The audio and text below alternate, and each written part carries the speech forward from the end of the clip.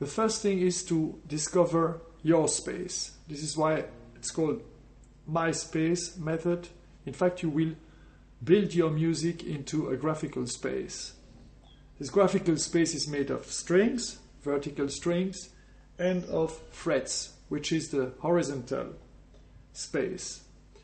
So in this particular setup, I have two regions, and in this particular tuning, those setups is mirrored. Okay, I have all fourth ascending in the melody, and the same an octave lower in the bass. You may just tune the way you like, whether in fifth in the bass, whether in fourth, whether mirrored, whether parallel. The method is always basically the same. You have just to represent yourself in your mind, what your fingers are going to play, and preferably not looking at your board. For instance, if I want to play, let's say, a major third, well, I know that I put my fingers on this note and I know that this graphical thing is a major third. We will go over that longer later. Now, the thing which will characterize your space are the C dots. On every C, I have put a dot. You see, and this is a C. This is another C, another C, another C, another C, another C. So those are all C's, and this will allow me to know my space on a very, very easy way.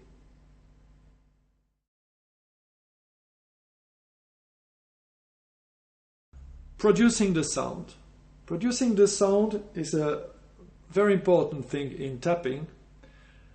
You have to imagine that your fingers are the hammers of a piano. So the action of tapping is just like this, just hammering on the string, like this. You are not going to hammer like this, because you will miss the string, or like this, because you will reach more strings. Okay?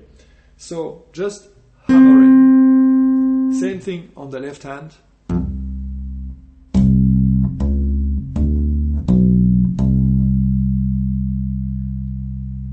So actually tapping and holding.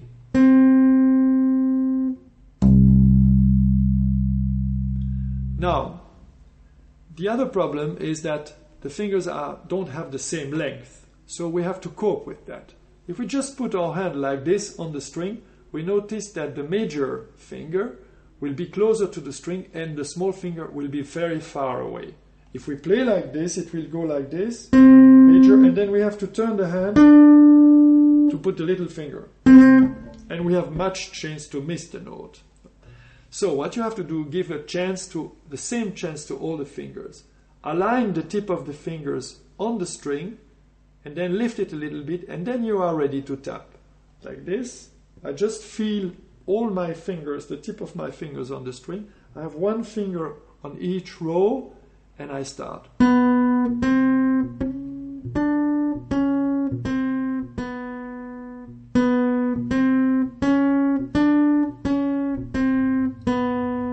Same thing, left hand, I just have my thumb slightly posed on the side of the neck, and then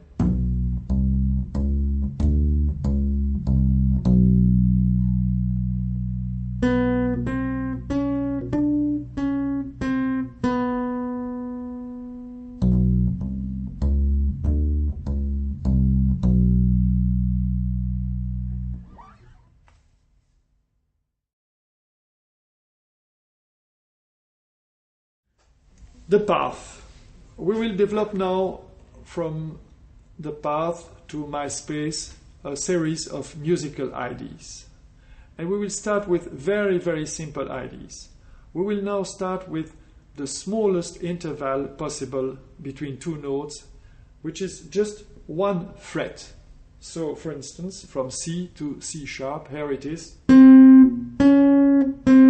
This is what we call a minor second.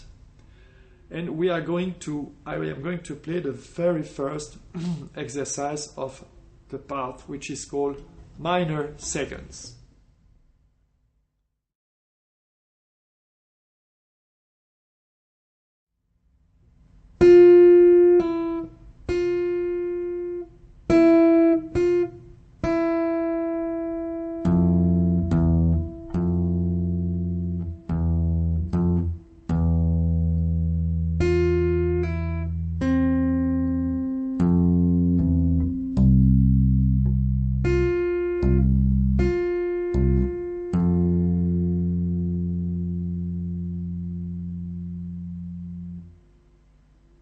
The second exercise is an exercise which combines minor seconds as well, mainly, but it has also some rhythmic pattern in it, in the sense that it uses fourth notes and eighth notes. Therefore the title ta, ti, ti, ta, ti, ti, ta, and so on.